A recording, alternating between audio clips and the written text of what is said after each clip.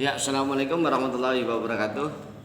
Alhamdulillahirabbil alamin wassalatu wassalamu ala asrofil anbiya'i wal mursalin wa ala alihi washabihi ajmain. Qala rabbi shrah li sadri wa yassir li amri wahlul 'uqdatam min lisani yafqahu qawli. Puji syukur kehadirat Allah Subhanahu wa taala yang telah memberikan rahmat, taufik serta inayahnya sehingga kita dapat berjumpa kembali dalam keadaan sehat walafiat, tak kurang suatu apapun.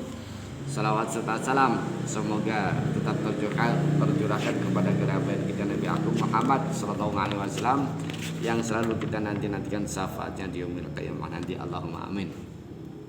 Pada kesempatan kali ini izinkanlah saya pribadi menyampaikan meneruskan tentang sesi yang terakhir tentang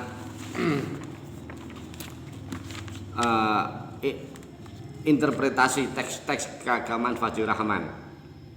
Ini pada program pasca sarjana program doktor S3 MPI UIN Raden Inten Lampung. Ya, kita lanjutkan.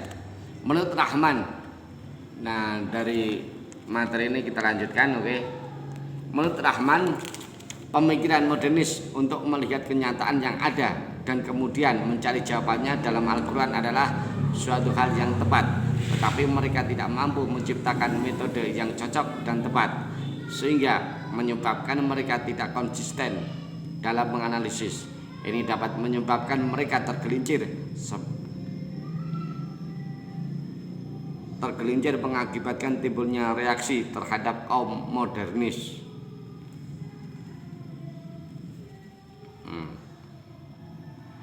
Fajrul Rahman berpendapat perlunya pengembangan metodologi penafsiran Al-Quran yang memadai, mengingat selama umat Islam belum memiliki suatu pedoman yang mendasar mengenai metode dan cara penafsiran Al-Quran. Terdapat kesalahan yang umum dalam memahami pokok-pokok keterpaduan Al-Quran, sehingga umat Islam sudah cukup puas dengan berpegang pada arti ayat-ayat secara terpisah. Kegagalan memahami Al-Quran sebagai satu kesatupaduan yang saling berkaitan ini terjadi dalam bidang hukum, teologi maupun sufisme. Bagi Rahman, tanpa suatu metode yang tepat dalam memahami Islam dan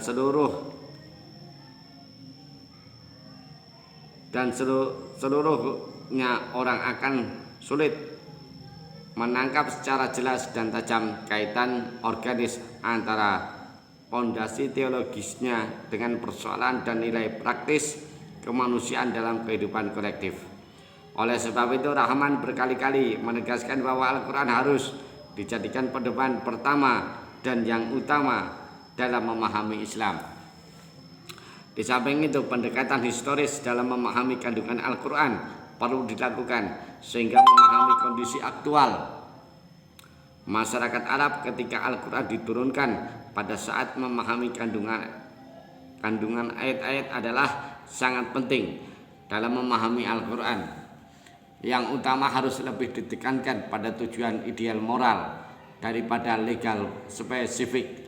Tujuan ideal moral yang terkandung dalam ayat-ayat harus lebih diutamakan dari ketentuan legal spesifiknya. Selain itu, sasaran Al-Quran harus juga dipahami dan ditetapkan dengan memperhatikan latar belakang sosiologis yang merupakan kondisi lingkungan Nabi. Secara umum, proses penafsiran yang ditawarkan Rahman mempunyai dua gerakan ganda.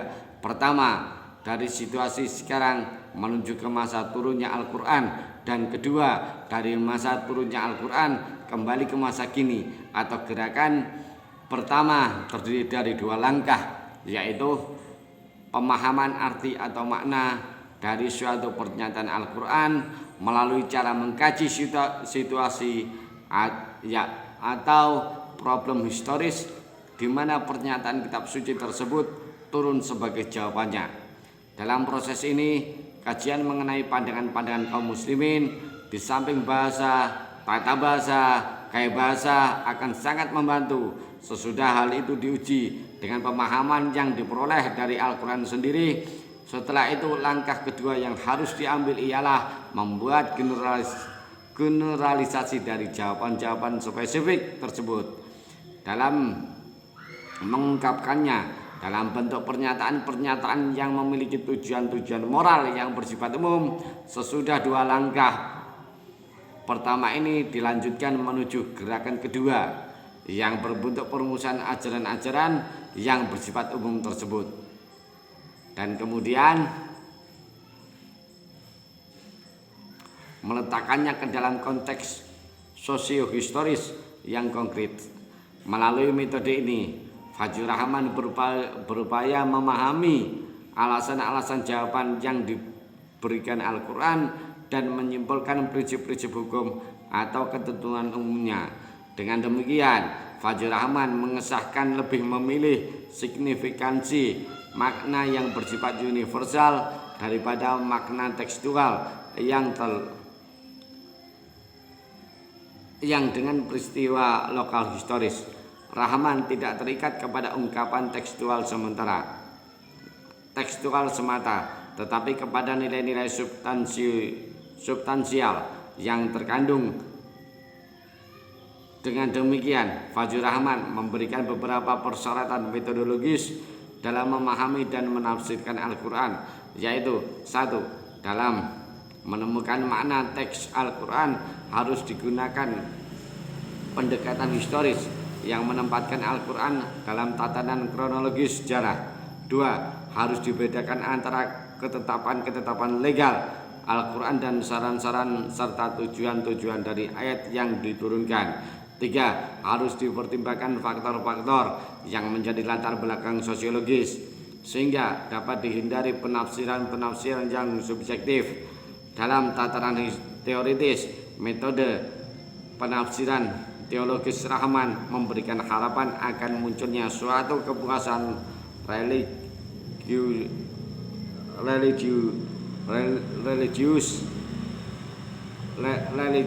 religiusitas dan intelektual dalam menangkap ajaran agama secara utuh.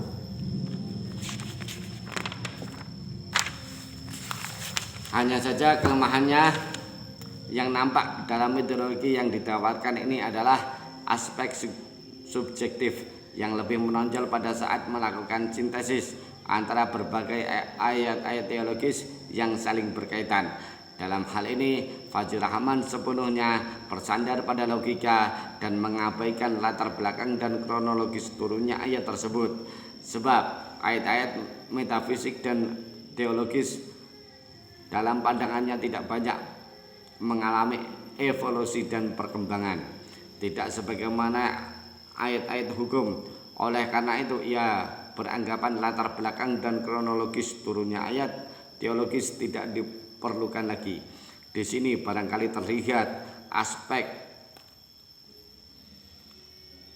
keiberalan metodologi penafsiran yang ditawarkan oleh Fajrul Rahman. Konsep Tuhan misalnya menunjukkan secara jelas adanya hal-hal semacam itu. Pada masa awal turunnya wahyu, kata Allah tidak digunakan karena untuk meluruskan keyakinan orang-orang musyrik. Pada masa itu mereka juga menggunakan kata Allah untuk menunjuk kepada Tuhan mereka. Namun keyakinan mereka tentang Allah berbeda dengan keyakinan dalam Islam. Dari itu ungkapan Al-Quran pada saat itu lebih memilih kata Rabb daripada kata Allah. Nah, sekarang yang terakhir tentang kesimpulan. Fajrul Rahman berpendapat perlunya pengembangan metodologi penafsiran Al-Quran yang memadai, mengingat selama ini umat Islam belum memiliki suatu pedoman yang mendasar mengenai metode dan cara penafsiran Al-Quran. Terdapat kesalahan yang umum dalam memahami pokok-pokok keterpaduan Al-Quran, sehingga umat Islam sudah cukup puas dengan berpegang pada arti ayat-ayat secara terpisah-pisah. Kegagalan memahami Al-Quran sebagai suatu kesatupaduan yang saling berkaitan ini terjadi dalam bidang hukum, teologi maupun sufisme. Bagi Rahman, tanpa suatu metode yang tepat dalam memahami Islam dan seluruh pesannya yang akan sulit menangkap secara jelas dan tajam kaitan organis antara pondasi teologisnya dengan persoalan dan nilai praktis kemanusiaan dalam kehidupan kolektif. Oleh sebab itu, Rahman berkali-kali menegaskan bahwa Al-Quran harus dijadikan pedoman pertama dan yang utama dalam memahami Islam. Nah, itulah sesi akhir dari interpretasi teks-teks keagamaan Fadjur Rahman.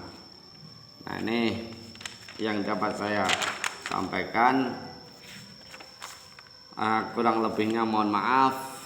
Saya tunggu like, komen, dan saran atau masukannya agar channel saya itu terus bisa berkembang. Kita jumpa lagi ke sesi berikutnya dengan tema yang berbeda. Sekian dari saya, kurang lebihnya mohon maaf. Saya akhiri billahi taufiq wal hidayah. Assalamualaikum warahmatullahi wabarakatuh.